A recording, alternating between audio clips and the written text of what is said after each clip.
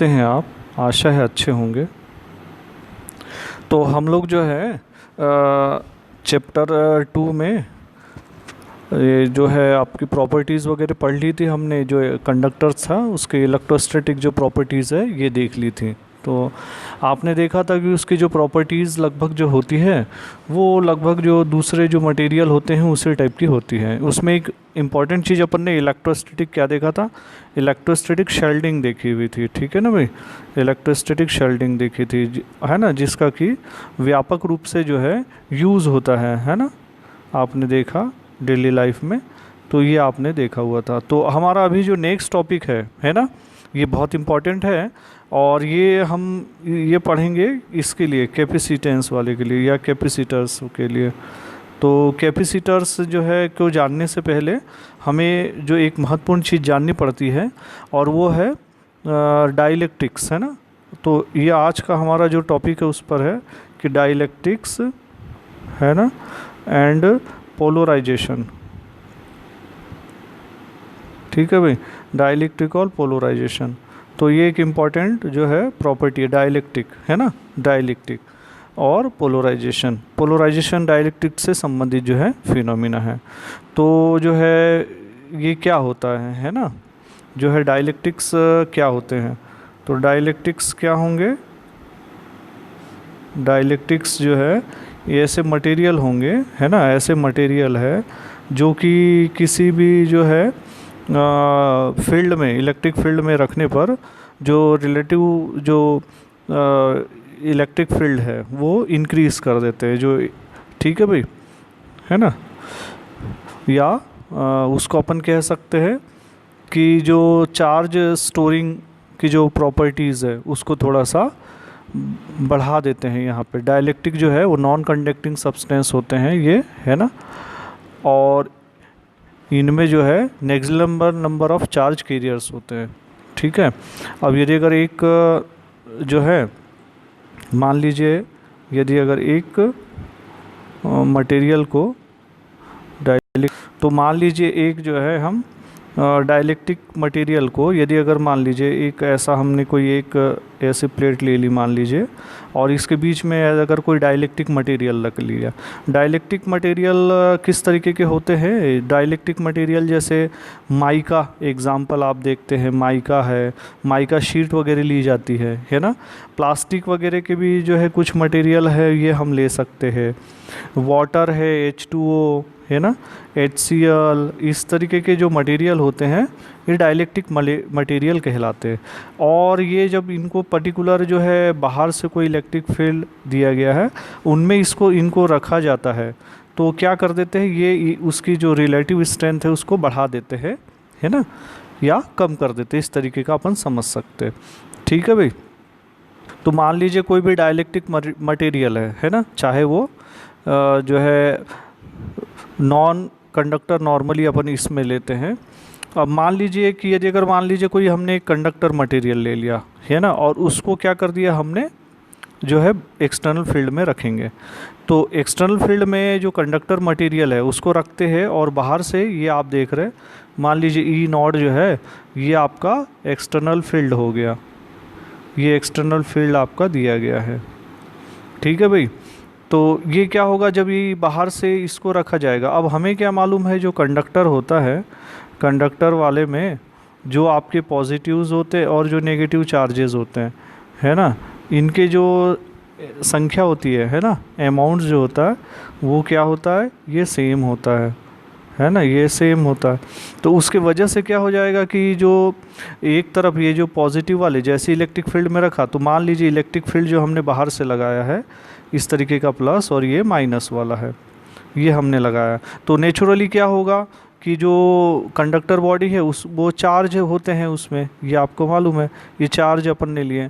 अब ये अगर इसमें ये चार्ज है तो इन पे क्या फोर्स लगेगा आपको मालूम है ना, F इक्वल देन QE। यदि अगर कहीं चार्ज है तो उस पर फोर्स लगता है, तो फोर्स लगने से अरेंज होना शुरू हो जाएंगे।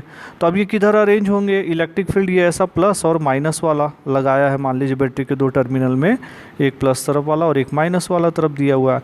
तो अब चूँकि वो जो एटम्स है, जो इलेक्ट्रॉन है या फ्री जो चार्जेस है, तो उनमें जिसमें है ना नेगेटिव वाले हैं, तो नेगेटिव वाले किधर अरेंज होना चालू हो जाएंगे, प्लस प्लेट की ओर, है ना, प्लस की ओर जाएंगे। और ये सही जो आपका प्लस वाले हैं फ्री चार्जेस, वो किस ओर जाएंगे, माइनस की ओर होंगे। तो ये तब तक वो इस तरीके से अरेंज होते जाएंगे या जमते जाएंगे जब तक कि वो इक्वल नहीं होते, है ना। तो कंडक्टर में यही फ़र्क मिलता है। कंडक्टर वगैरह वाले में आप यदि अगर देखें तो जो एक्सटर्नल फील्ड है, तो ये ई नॉट अपन ने जो ई जो नॉट है वो जो हमने एक्सटर्नल फील्ड से बताया हुआ है, वहीं पे यदि अगर मान लीजिए हम ई इन कहेंगे तो ये आपका इंटरनल फील्ड को बता रहा है, यानी किसकी वजह से, उसके जो कंडक्टर बॉडी है उसके जो अपने इलेक्ट्रॉन हैं उसके फील्ड को बताते हैं। तो चूंकि ये क्या होता है, जब कंडक्टर बॉडी यदि अगर लेते हैं तो ये इक्वल अमाउंट में है और इस तरीके से ये अरेंजमेंट हो गए हैं कॉर्नर पे, सरफेस पे, तो रिजल्टेंट इलेक्ट्रिक फील्ड कितना बताएगा, ई नॉट प्लस ई इन यदि अगर बताते हैं तो इक्वल देन जीरो हो गया। तो ये प्रॉपर्टीज़ है कंडक्टर वाले की, ठीक है। लेकिन यदि अगर हम डाइलेक्ट्रिक की बात करें तो डाइलेक्ट्रिक में ऐसा नहीं होता है, ठीक है भाई। तो डाइलेक्ट्रिक में किस तरीके का हो जाएगा, डाइलेक्ट्रिक वाले में आप देख रहे हैं कि यदि अगर मान लीजिए कोई डाइलेक्ट्रिक मटेरियल हो गया और उसको यदि अगर मान लीजिए किसी पर्टिकुलर यहाँ पे इलेक्ट्रिक फील्ड वाले में इस हमने करा हुआ, तो उनमें इनमें जो है काफ़ी कम में है ना, लेस नंबर ऑफ जो है ये जो है चार्जेस होते हैं। तो लेस नंबर ऑफ चार्जेस होने की वजह से क्या हो जाएंगे, ये भी अरेंज होंगे, ठीक है भाई। तो यदि अगर एक्सटर्नल फील्ड में लगाते, ये इसका इंटरनल फील्ड हो गया, ये जो है इसका इंटरनल फील्ड हो गया इसमें, तो अब क्या हो गया कि ये भी इधर पॉजिटिव वाले में और ये हो जाएगा, है ना। तो यहाँ पे जो चार्ज डेंसिटी है सिग्मा पी वो एक्स्ट्रा मिल जाएगी हमको, है ना। और ये सिग्मा जो है ये चार्ज जो ओरिजिनल मिला हुआ है, ठीक है। तो इस तरीके से चूंकि ये इनके बराबर तो होते नहीं है डाइलेक्ट्रिक में, उनकी संख्या कम होती है, इस वजह से क्या होगा, जो ई नॉट और प्लस ई इंटरनल उसका जो फील्ड एयर है वो जीरो के इक्वल नहीं होगा, बल्कि कुछ हमको मिलेगा या उनके डिफरेंस के बराबर मिलेगा। तो यहाँ से ई नॉट जो है फिर से एक्सटर्नल फील्ड लिया हुआ है, ई जो है इन ये इसके अंदर का फील्ड मिला हुआ है। तो एक्स्ट्रा जो है सरफेस चार्ज डेंसिटी हमें मिलती है जो कि उसके सरफेस के ऊपर जो है वो कलेक्ट हो जाती है और बाद में जो है वो रिलेटिव इलेक्ट्रिक फील्ड को, स्ट्रेंथ को इस तरीके से वो बढ़ाती है, ठीक है भाई। तो डाइलेक्ट्रिक जो मटेरियल होते हैं आपको बताया था कि नॉन कंडक्टिंग मटेरियल होते हैं और जो किसी भी पर्टिकुलर जो है फील्ड में रख देने पे है ना रिलेटिव इलेक्ट्रिक फील्ड की स्ट्रेंथ को जो है बढ़ाते या कम करेंगे, है ना। तो अब जो है अपन यहाँ पे देखें डाइलेक्ट्रिक मटेरियल कितने टाइप के होते हैं, है ना। तो डाइलेक्ट्रिक मटेरियल जो है दो टाइप के होते हैं, एक लिए जाता है पोलर और सेकंड वाले लेते हैं नॉन पोलर, ठीक है भाई। तो पोलर वाले और नॉन पोलर, तो पोलर और नॉन पोलर को समझना काफ़ी आसान है। पोलर वाला यदि अगर है तो सीधा सीधा मान लीजिए कि उनके जो हर बार जो पोलर मॉलिक्यूल्स, जैसे मान लीजिए हमने H2 लिया हुआ है, CO2 लिया है या HCl लिया हुआ है, HCl में H प्लस और Cl जो है माइनस है ना, एक डाइपोल हो गया, इसके बीच का सेपरेशन का डिस्टेंस भी कुछ ले लिया, यही डाइपोल कहलाता है आपका। तो दो प्रकार का होता है, एक पोलर होता है, एक दूसरा नॉन पोलर होता है। तो यदि अगर हम पोलर की बात करें तो इसका मतलब होगा कि उसका प्लस और माइनस सेंटर वो नियर अबाउट नहीं है, बल्कि थोड़ा सा क्या हुआ है, डिस्टेंस लिया हुआ है, ये से कहलाएगा पोलर मॉलिक्यूल्स। तो इसका एग्जाम्पल है ना हम क्या दे सकते हैं यहाँ पे, ये वाला है ना, पोलर वाले का एग्जाम्पल हम दे सकते हैं यहाँ पे H2 का एग्जाम्पल, है ना, ये दे सकते हैं यहाँ पे।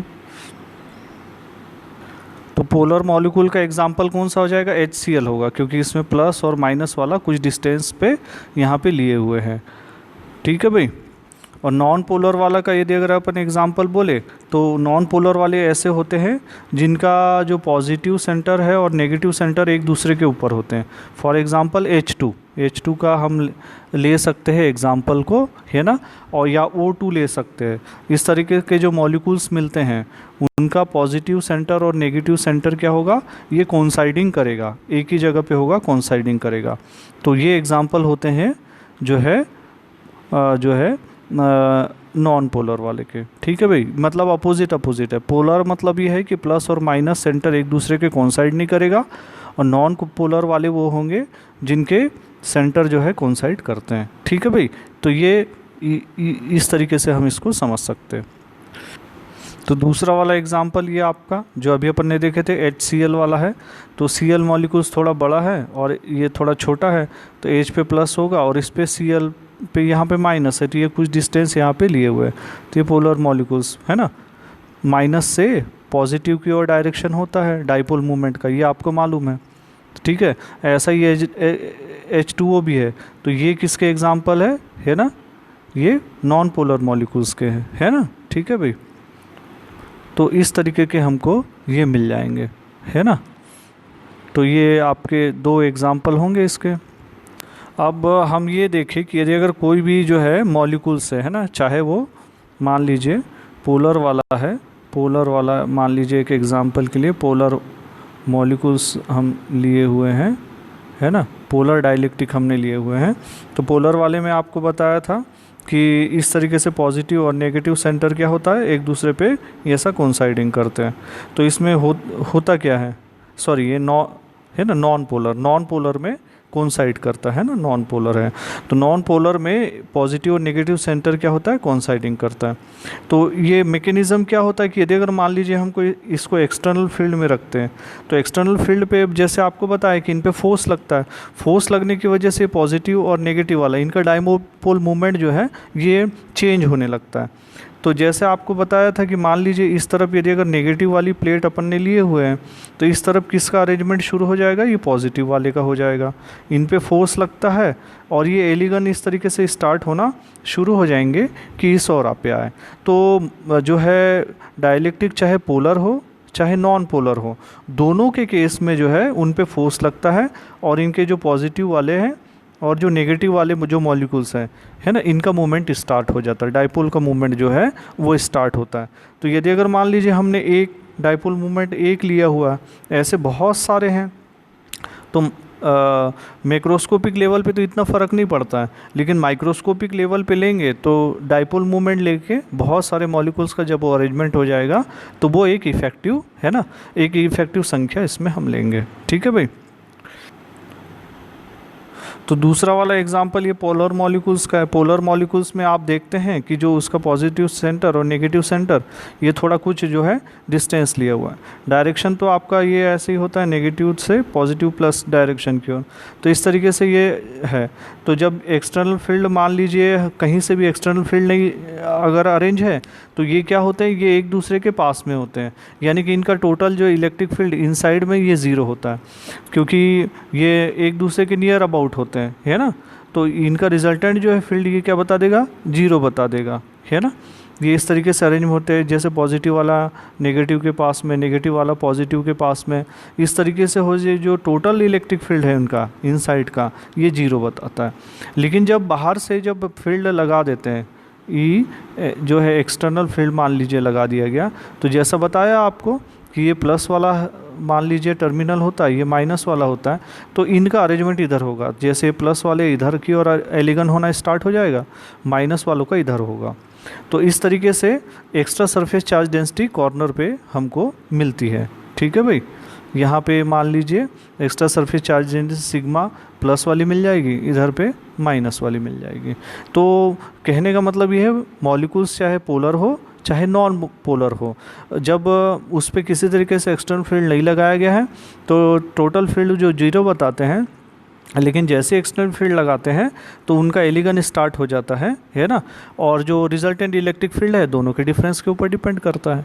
बाद में हम फार्मूले में देख लेंगे कि भाई जो है पोटेंशियल जो इलेक्ट्रिक फील्ड के ऊपर कैसे डिपेंड करता है, और कैपेसिटेंस जो है फिर वो पोटेंशियल पे कैसे डिपेंड करेगा, और इस तरीके से हम वो वहाँ से निकाल लेंगे कि भाई जो एक्स्ट्रा चार्ज को स्टोर किया जा सकता है कि नहीं। यही कैपेसिटर की प्रॉपर्टीज़ है या विशेषता है।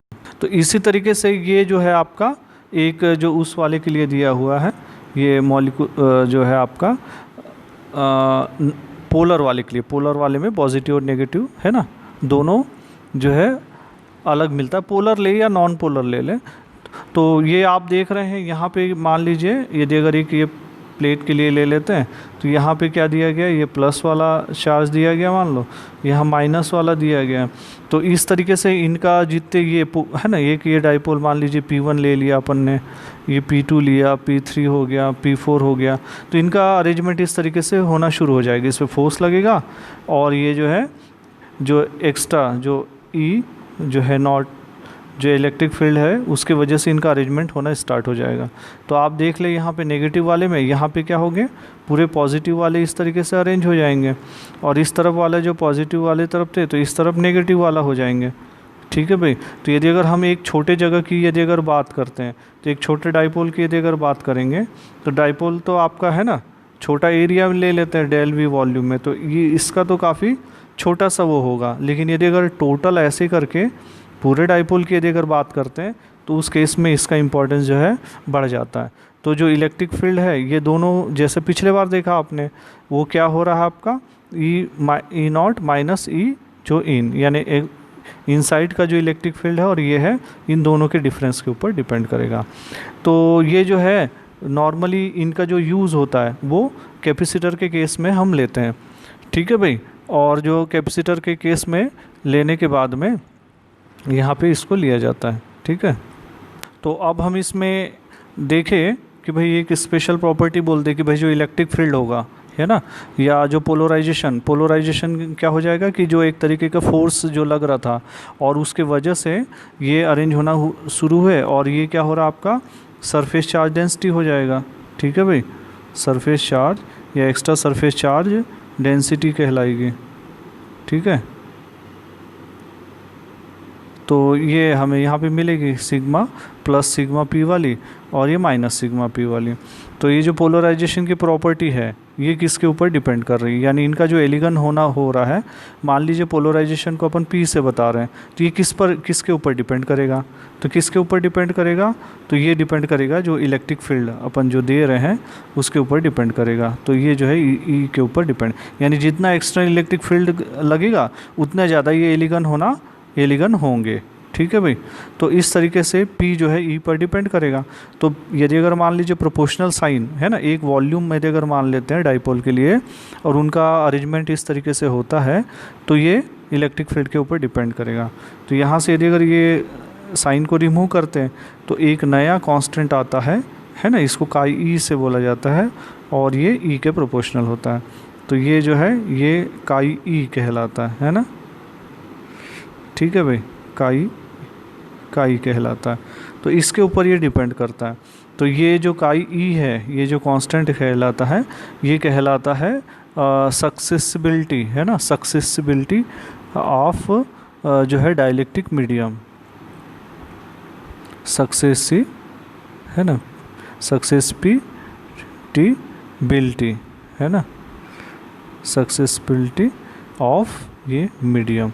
तो जो भी मीडियम हम ले रहे हैं, अब यहाँ पे देखिए हमने फ़िलहाल यहाँ पे एक डाइलेक्ट्रिक मटेरियल रखा, मान लीजिए हमने माइका रखा है ना, माइका में जो कुछ मॉलिक्यूल्स हो सकते हैं, या है ना वाटर ले लिया, तो वाटर हमने लिया H2O, तो वाटर का डाइलेक्ट्रिक लगभग कितना माना जाता है, लगभग 80 के करीब। माइका का डाइलेक्ट्रिक एक संख्या निकलता है वो 6 होता है। ठीक है भाई। तो वाटर का यहाँ पे 80 हो गया और माइका का जो हमने कितना ले लिया, ये 6 ले लिया। तो इस तरीके से हमको ये मिलेगा। ठीक है। तो ये डाइलेक्ट्रिक मटेरियल या डाइलेक्ट्रिक कांस्टेंट कहलाते हैं। इसको डाइलेक्ट्रिक कांस्टेंट K से बताया जाता है और इनकी हर मटेरियल की अलग अलग वैल्यू होती है। अब आप जैसे मान लीजिए आपने फ़िलहाल तो एक मटेरियल ले लिया है, और यदि अगर मान लीजिए मैंने इसके बीच में एयर भरा है ना, तो एयर भरा, तो एयर भी क्या एक डाइलेक्ट्रिक मीडियम होगा, जी ज़रूर होगा। एयर भी जो है डाइलेक्ट्रिक मीडियम है, और डाइलेक्ट एयर के जो मॉलिक्यूल्स होते हैं काफ़ी दूर दूर होते हैं और वो आसानी से जो है कंडक्टिंग नहीं होते हैं। लेकिन बहुत ज़्यादा एक्सटर्नल इलेक्ट्रिक फील्ड यदि अगर हम दे देते हैं तो उस केस में क्या हो जाएंगे कि इसके मॉलिक्यूल्स भी क्या हो जाएंगे, चार्ज हो जाएंगे। तो इस तरीके से उसकी भी अपनी डाइलेक्ट्रिक स्ट्रेंथ होगी। तो चूंकि इसके मॉलिक्यूल्स बहुत दूर दूर होते हैं, ये डाइलेक्ट्रिक होते हैं, इलेक्ट्रिसिटी को आसानी से कंडक्ट नहीं करते हैं, इसलिए इसकी डाइलेक्ट्रिक स्ट्रेंथ बहुत ज़्यादा होती है। तो जो एयर की, मान लीजिए एयर हमने लिया है और उसकी डाइलेक्ट्रिक स्ट्रेंथ की बात करें तो लगभग 3 × 10⁶ वोल्ट है ना, मीटर के आसपास होती है। तो लगभग ये डाइलेक्ट्रिक स्ट्रेंथ इसकी मिलती है। तो इस तरीके से आप देख सकते हैं जो एयर है ना, वो एक परफेक्ट डाइलेक्ट्रिक होगी। अब यदि अगर मान लीजिए यहाँ कुछ भी नहीं है, इसका मतलब एयर है, तो इसका मतलब ये नहीं है कि एयर जो है डाइलेक्ट्रिक नहीं होगा। डाइलेक्ट्रिक मीडियम मतलब कोई ज़रूरी नहीं कि कोई मटेरियल जो है ही लिया जाए, एयर को भी एक मटेरियल या डाइलेक्ट्रिक के माध्यम के रूप में यूज़ किया जाता है। तो इस तरीके से आपने देखा कि ये जो है पोलराइजेशन की प्रॉपर्टी जो इलेक्ट्रिक फील्ड है उसके ऊपर डिपेंड करेगी, और साथ में जो काई ई है ना, यानी हर जो मीडियम होगा, चाहे वो एयर हो, चाहे माइका हो, चाहे वाटर हो, तो सभी के लिए जो है ये क्या हो जाएगा, ये अलग अलग होगी, जो इसकी स्ट्रेंथ होगी ये अलग अलग होगी। ठीक है भाई। तो इसी के सिद्धांत पे जो है आधारित होके कैपेसिटेंस काम करता है। ठीक है भाई। तो नेक्स्ट वाला जो अपन इसमें देखें, ये इम्पॉर्टेंट है काफ़ी चीज़, और इसके बहुत ज़्यादा क्वेश्चन बनते हैं, और वो है कैपेसिटेंस या कैपेसिटर। तो कैपेसिटर या कैपेसिटेंस क्या होता है? ये होता है कि भाई जो ये दो जो है कंडक्टर हम ले रहे हैं और सेपरेटेड बाय इंसुलेटर फ्रॉम ए जो है कैपेसिटर, एक इंसुलेटर या डाइलेक्ट्रिक से उसको सेपरेट किया जाएगा। तो देख लीजिए यहाँ पे कुछ भी नहीं है, इसका मतलब यहाँ पे क्या है, एयर है। मान लीजिए हमने एयर से सेपरेट कर दिया, यहाँ माइका फिलअप कर दिया, यहाँ पे जो है वाटर फिलअप कर दिया, तो इनसे सेपरेट हो गए।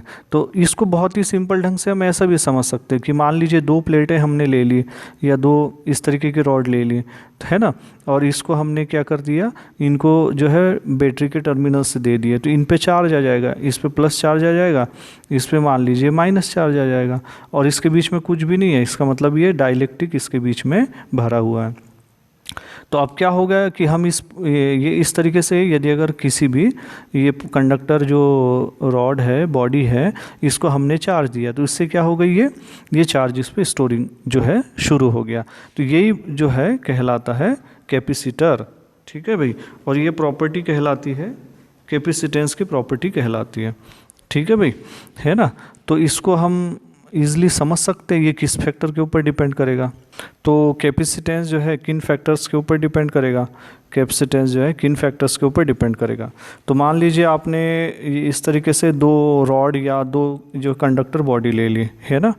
अब कंडक्टर बॉडी लेते हैं और उनको चार्ज दे रहे हैं, ये पॉजिटिव चार्ज वाला हो गया, ये नेगेटिव चार्ज वाला हो गया, तो इस पे प्लस चार्ज हो रहा है, मान लीजिए इस पे वाले पे माइनस चार्ज हो रहा। अब जैसे यदि अगर ये चार्ज यदि अगर हम देंगे तो चार्ज जो स्टोरेज हो रहा है वो किन चीज़ों के ऊपर डिपेंड करेगा, पहली बात तो ये हो गई। अब यदि अगर मान लीजिए यदि अगर इनको चार्ज स्टोर करना है, या एक बॉडी से दूसरे बॉडी पे चार्ज यदि अगर स्टोर होता है, तो उस दौरान क्या होता है कि भी चार्ज स्टोर के लिए, है ना, हमें कुछ वर्क डन करना पड़ता है। ये जो फार्मूला आपने V = W/Q इस तरीके का फार्मूला देखा हुआ था। अब ये जो है एक इम्पॉर्टेंट बात इसमें होता है कि जो चार्ज होगा वो किसके ऊपर डिपेंड करेगा, चार्ज जो है प्रोपोर्शनल हो जाता है जो इलेक्ट्रिक फील्ड जो अप्लाई होता है उसके ऊपर। ज़्यादा इलेक्ट्रिक फील्ड होगा, ये आपने देखा कि यदि अगर एक्सटर्नल इलेक्ट्रिक फील्ड यदि अगर लगाया गया तो इस तरीके से चार्ज जो है स्टोरिंग स्टार्ट होता है, या ज़्यादा होता है मान लीजिए इस तरीके से। तो कहने का मतलब है इसके ऊपर डिपेंड करेगा। अब ये जो चार्ज जो स्टोर हो रहा है वो किन फैक्टर्स पे डिपेंड करेगा, तो वो डिपेंड करेगा इनके पोटेंशियल डिफरेंस के ऊपर। यदि अगर मान लीजिए पोटेंशियल डिफरेंस ज़्यादा होगा तो चार्ज भी ज़्यादा स्टोर होगा। तो सिंपल सी बात ये हम लेते हैं कि जो स्टोरिंग ऑफ चार्जेस है ना, storage of charge, storage of जो चार्ज है, स्टोरेज ऑफ जो चार्ज ले रहे हैं हम, है ना, तो ये जो हम ले रहे किस पे डिपेंड कर रहा, पोटेंशियल डिफरेंस पे है ना।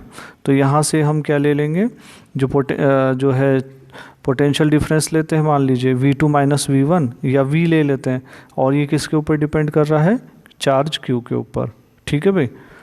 तो यहाँ से यदि अगर इसको हटाए तो V इक्वल देन यहाँ से C और Q हो जाता है। तो यहाँ पे C क्या है, ये कैपेसिटेंस है, ये जो है कैपेसिटेंस है।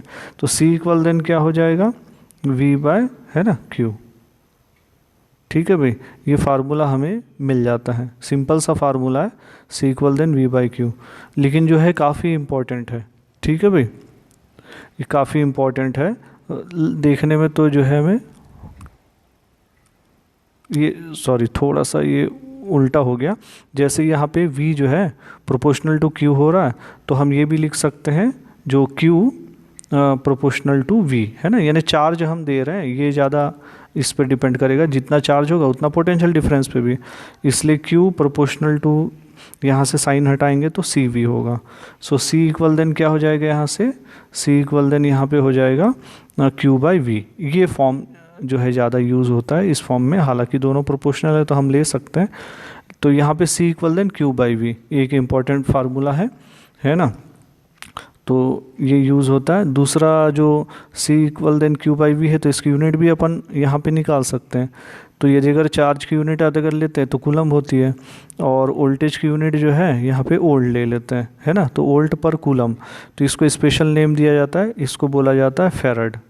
ठीक है। तो यदि अगर 1 फेरड यदि अगर हम चार्ज की बात करें तो ये बहुत ज़्यादा होता है। ठीक है। तो 1 फेरड चार्ज बहुत ज़्यादा होता है, तो इसलिए फिर जो है हम दूसरे स्मॉलर यूनिट यूज़ करते हैं, है ना। और स्मॉलर यूनिट जो होते हैं वो स्मॉलर यूनिट में हम लेते हैं माइक्रो फेरड में, या पीको फेरड में, या नैनो फेरड में। ठीक है भाई, इसका आप ध्यान रखेंगे। ठीक है, ये यूनिट होती है इसकी। तो आपने अलग अलग प्रकार के कैपेसिटर देखे होंगे अगर आपने, तो कैपेसिटर जो है इलेक्ट्रॉनिक सर्किट में भी जो है यूज़ होते हैं, इलेक्ट्रॉनिक सर्किट में जो है यूज़ होते हैं। तो ये जो है सिलेंड्रिकल टाइप के होते हैं या स्फेरिकल टाइप के कैपेसिटर ऐसे होते हैं आपके, है ना। सिलेंड्रिकल टाइप वाले इस तरीके के आपने कैपेसिटर देखे होंगे, ये ऐसे 2 टर्मिनल जिसमें निकले हुए रहते हैं। तो ये जो है काफ़ी ज़्यादा जो है ये यूज़ होते हैं, है ना, इलेक्ट्रॉनिक सर्किट में, और कई जगह इलेक्ट्रिकल वाले में भी काफ़ी यूज़ होते हैं। तो कैपेसिटर का मेनली काम, जो आपने फ़ैन देखा होगा, फ़ैन के अंदर भी कैपेसिटर लगे हुए रहता है ना, जो कि चार्ज को स्टोर करके उसकी स्पीड को ये बढ़ाता है ना। रेगुलेटर के माध्यम से हम उसको भी कम ज़्यादा कर सकते हैं। तो इस तरीके से कैपेसिटर का इलेक्ट्रॉनिक सर्किट में बहुत ज़्यादा इंपॉर्टेंस है। तो नेक्स्ट टाइम में अपन जो है कैपेसिटर यानी कि पैरेलल प्लेट कैपेसिटर, इसके बारे में जो है पढ़ेंगे। तो आप इसको देख लें, और यदि अगर मान लीजिए आपको कोई दिक्कत जाती है तो कमेंट्स और शेयर करके ज़रूर बता दें कि आपको कहाँ पे प्रॉब्लम हो रही है। Okay, bye.